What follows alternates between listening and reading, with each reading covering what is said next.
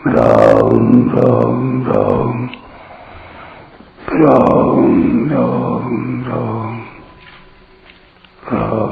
राम राम नारायण नारायण। संबंध पूर्व श्लोक तक शरीरी को अविनाशी जानने वालों की बात कही।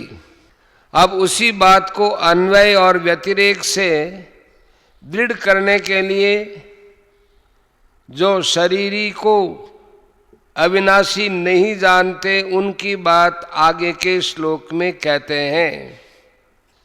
येनं वेत्ति हन्तारं यश्चैनं मन्यते हतम् उभौ तौ न विजानीतो नायं हान्ति न हान्यते।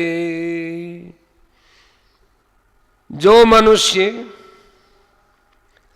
इस अविनाशी शरीरी को मारने वाला मानता है और जो मनुष्य इसको मरा हुआ मानता है, वे दोनों ही इसको नहीं जानते, क्योंकि यह न मारता है और न मारा जाता है। व्याख्या यह एनम वेत्ति हंतारम, जो इस शरीरी को मारने वाला मानता है ये ठीक नहीं जानता, कारण कि शरीर में कर्तापन नहीं है। जैसे कोई भी कारीगर कैसा ही चतुर क्यों ना हो, पर किसी औजार के बिना वो कार्य नहीं कर सकता, ऐसे ही यह शरीरी शरीर के बिना कुछ भी नहीं कर सकता। अतः 13वें अध्याय में भगवान ने कहा है कि सब प्रकार की क्रियाएं प्रकृति के द्वारा ही होती हैं। ऐसा जो अनुभव करता है वह शरीरी के अकर्तापन का अनुभव करता है। 13वें अध्याय का 29वां श्लोक। तात्पर्य यह हुआ कि शरीरी में कर्तापन नहीं है, पर यह शरीर के साथ तादात्म्य करके संबंध जोड़कर शरीर से होने वाली क्रियाओं में अपने को कर्ता मान लेता है। अगर यह शरीर के साथ अपना संबंध न जोड़े तो यह किसी भी क्रिया का कर्ता नहीं है। यश्चैनं मन्यते हतम्, जो इसको मरा मानता है वह भी ठीक नहीं मानता। जैसे यह शरीरी मारने वाला नहीं है, ऐसे ही ये मरने वाला भी नहीं है, क्योंकि इसमें कभी कोई विकृति नहीं आती। जिसमें विकृति आती है, परिवर्तन होता है, जो उत्पत्ति विनाशील होता है वही मर सकता है। उभौ तौ न विजानीतो नायं हन्ति न हन्यते, वे दोनों ही नहीं जानते। अर्थात जो इस शरीर को मारने वाला मानता है यह भी ठीक नहीं जानता, और जो इसको मरने वाला मानता है वो भी ठीक नहीं मानता।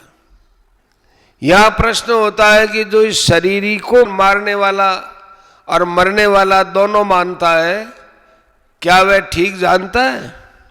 यह प्रश्न यह होता है कि जो इस शरीर को मारने वाला और मरने वाला दोनों ही चीजों को मानता हो, क्या वह ठीक जानता है?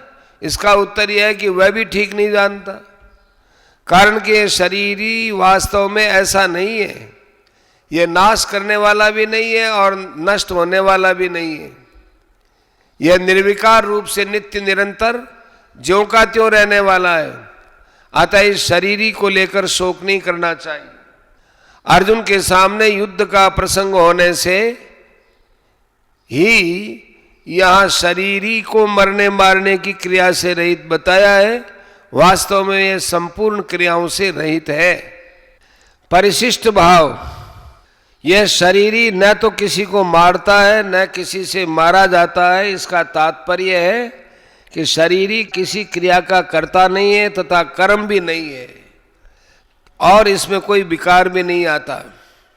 जो मनुष्य शरीर की तरह शरीरी को भी मारने वाला तथा मरने वाला मानते हैं, वे वास्तव में शरीर और शरीरी के विवेक को महत्व नहीं देते, इसमें स्थित नहीं होते, प्रत्युत अविवेक को महत्व देते हैं।